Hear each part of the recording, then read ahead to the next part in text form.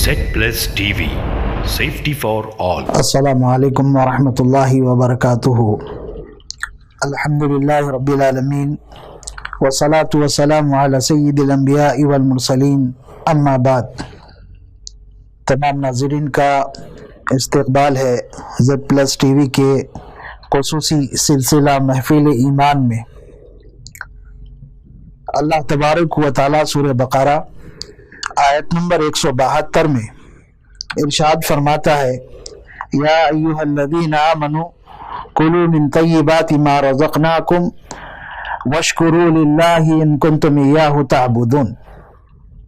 अल्लाह रब्बुल आलमीन ने ईमान वालों से खिताब किया और फरमाया कि ऐ ईमान वालों, ऐ मोमिनों, जो पाकीज़ा चीज़ें हमने तुम्हें अता की है उनसे खाओ, उन्हें खाओ और अल्लाह का शुक्र अदा करो अगर तुम उसी की इबादत करते हो। अल्लाह तबारक व तआला ने इस आयत मुबारका में पाकीज़ा और अच्छी चीज़ें खाने का हुक्म दिया है जो उसने हलाल की है। जिन चीज़ों को अल्लाह तबारक व तआला ने हराम किया है उनसे एक मुसलमान को बचना चाहिए।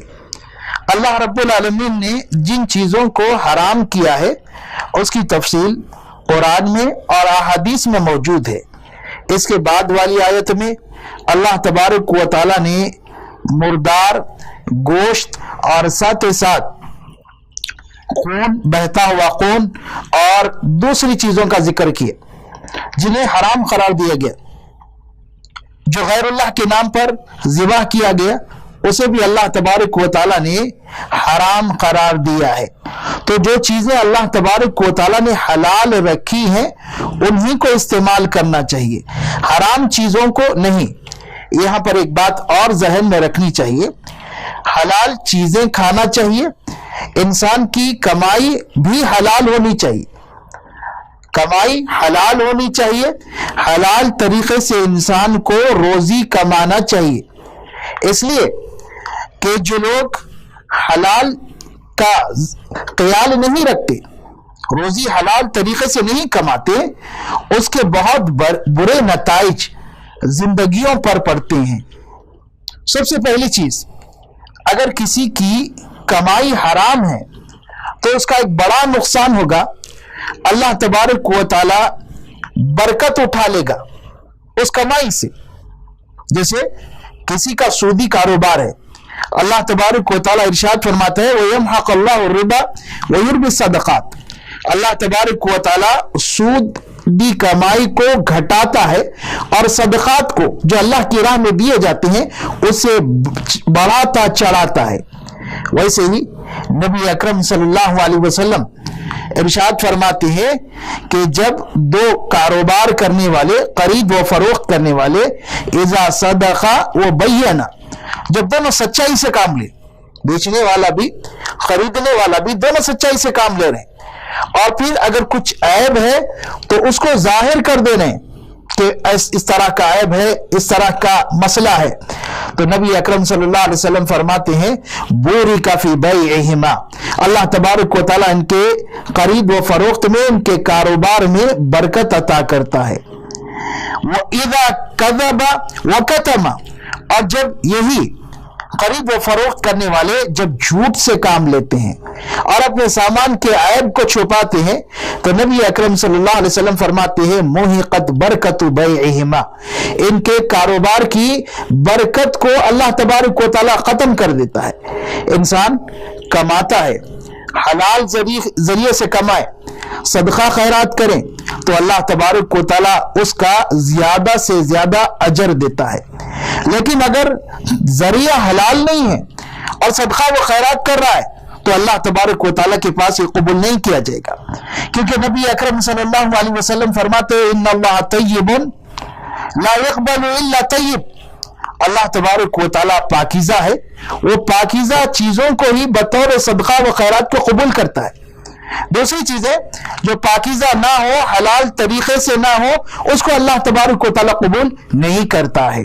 उसके बाद आप सल्लल्लाहु अलैहि वसल्लम ने जिक्र किया, एक आदमी लंबा सफर कर रहा है, बहुत लंबा रास्ता तय किया है और उसकी हालत बहुत काबिल रहम है, गुबार आलूद हो गया है, सर परागंदा है, ایسی حالت میں، سفر کی حالت میں جہاں اللہ تعالیٰ مسافر کی دعا قبول کرتا ہے، یہ دعا کر رہا ہے یا ربی یا ربی کہ اے میرے پروردگار میری مدد کر، میری مدد کر. تو نبی اکرم صلی اللہ علیہ وسلم فرماتے ہیں کہ مطعمہ حرام ومشربہ حرام وملبسہ حرام وغذی بحرام فأنا یستجاب، کہ اس شخص کا جو اس قابل رحم حالت میں اللہ کو پکار رہا ہے، اس کا کھانا حرام ہے، کھانا حرام کا ہے، اس کا پینا حرام کا ہے، اس کا پہننا حرام کا ہے، وہ غذا حرام ذریعے سے حرام غذا دیا گیا ہے، تو اللہ تبارک و تعالیٰ کہاں سے اس کی دعا قبول کرے گا؟ تو حرام کمائی کا، پاکیزہ کمائی کو چھوڑ کر جو حرام کمائی، حرام ذریعہ اختیار کرتے ہیں، ان کا ایک بڑا نقصان یہ کہ دعا کی قبولیت سے محروم ہو جاتے ہیں. اللہ تبارک و تعالیٰ ان کی دعا قبول نہیں کرتا. اس لیے ہمیں چاہیے کہ حلال ذریعے سے کمائے، حلال ذریعے سے. ایسی بہت ساری صورتیں ہیں جن میں انسان اپنی کمائی کو یا برباد کر لیتا ہے، اپنی کمائی کو برباد کر لیتا ہے. بہت سارے لوگ حلال ذریعے سے کماتے ہیں لیکن خرچ حلال میں نہیں کرتے. یہ بھی قابل مذمت ہے. ایک انسان محنت سے کما رہا ہے اور اللہ تبارک و تعالیٰ نے اسے دیا ہے، تو اس کے لیے یہ ضروری تھا کہ اللہ کی نافرمانی سے بچتے ہوئے حلال طریقے، حلال راستے میں سے خرچ کرے، لیکن وہ غلط راستوں پر اس کو خرچ کر رہا ہے. تو نبی اکرم صلی اللہ علیہ وسلم نے قیامت کے دن کیے جانے والے سوالات کے تعلق سے فرمایا کہ ہر انسان سے پوچھا جائے گا کہ اس نے مال کہاں سے کمایا اور کہاں پر خرچ کیا. کہاں سے کمایا؟ حلال سے کمایا یا نہیں؟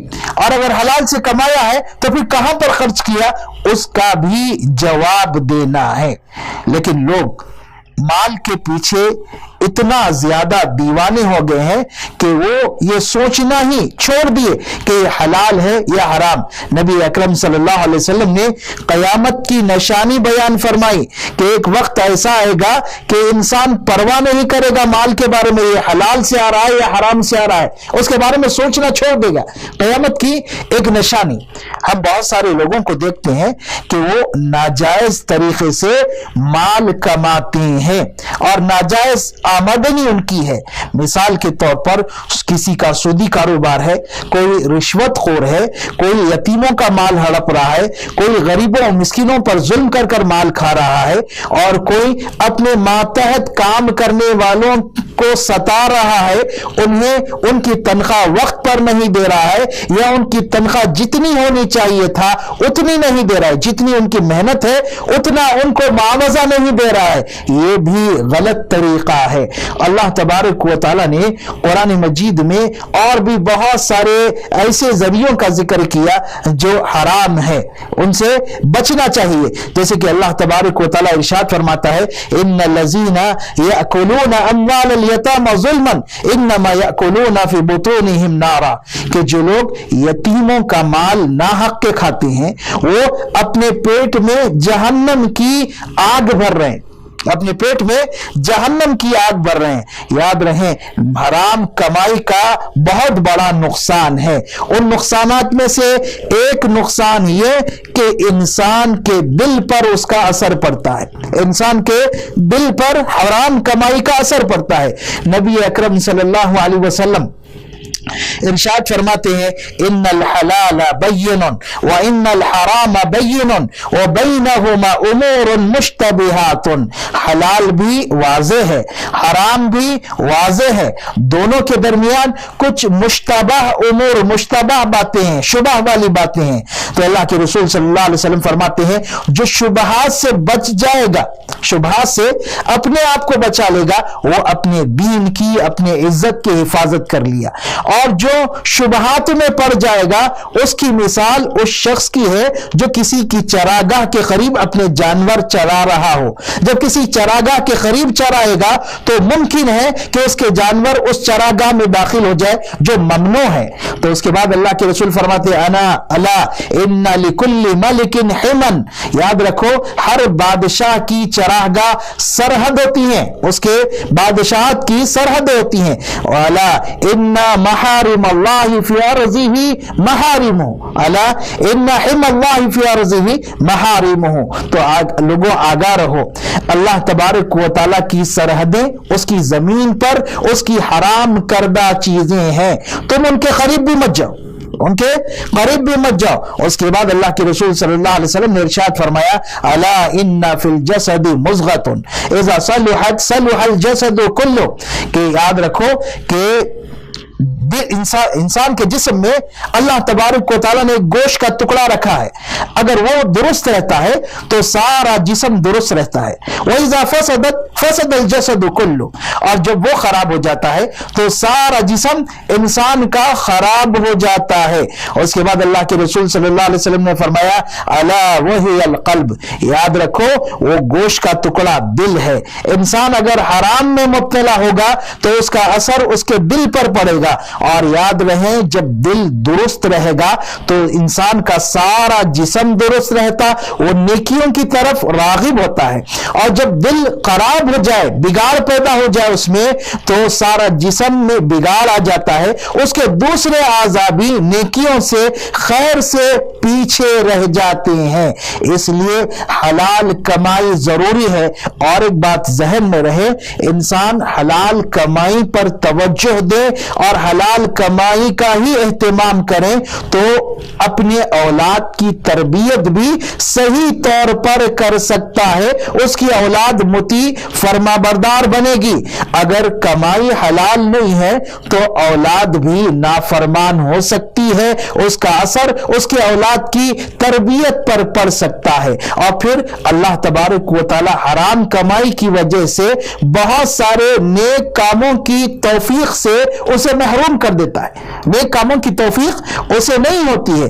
اس لیے حلال اور حرام اس کو ہمیشہ ذہن میں رکھیں، اور اللہ تبارک و تعالیٰ کا ارشاد ہمیشہ یاد رہے، اللہ نے حکم دیا ہے مومنوں کو، اپنے خاص بندوں کو، یا ایھا الذین آمنوا کلوا من طیبات ما رزقناکم، کہ تم وہی چیزیں کھاؤ جو پاکیزہ ہم نے تمہیں دے رکھی ہے، اور اگر تم اس کی عبادت کرتے ہو تو اس کی شکر گزاری کرو۔ شکر گزاری اللہ کی بہت ساری نعمتیں ہیں، ان نعمتوں کے شکر ادا کرنے کا طریقہ یہ کہ ان کو اللہ کی اطاعت اور عبادت میں استعمال کریں۔ اللہ نے حلال اور پاکیزہ چیزیں دی ہے، مال دیا ہے، تو اس کو اللہ کی اطاعت میں، اللہ کی عبادت میں خرچ کریں، اور ہمیشہ ذہن میں رہیں کہ اللہ تبارک و تعالی ہم سے سوال کرنے والا ہے کہ مال ہم نے کہاں سے کمایا اور کہاں پر خرچ کیا۔ اس لیے اس بارے میں ہمیں اچھی طرح سوچنا چاہیے کہ ہمارا آمدنی کا ذریعہ کیا ہے، حلال ہے یا نہیں، حلال ہے تو کیا ہم حلال میں ہی خرچ کر رہے ہیں یا پھر اللہ کی نافرمانی میں خرچ کر رہے ہیں۔ اگر اللہ کی نافرمانی میں خرچ کر رہے ہیں تو اس سے بچنا چاہیے۔ اللہ تبارک و تعالی ہمیں عمل کی توفیق عطا فرمائے۔ السلام علیکم۔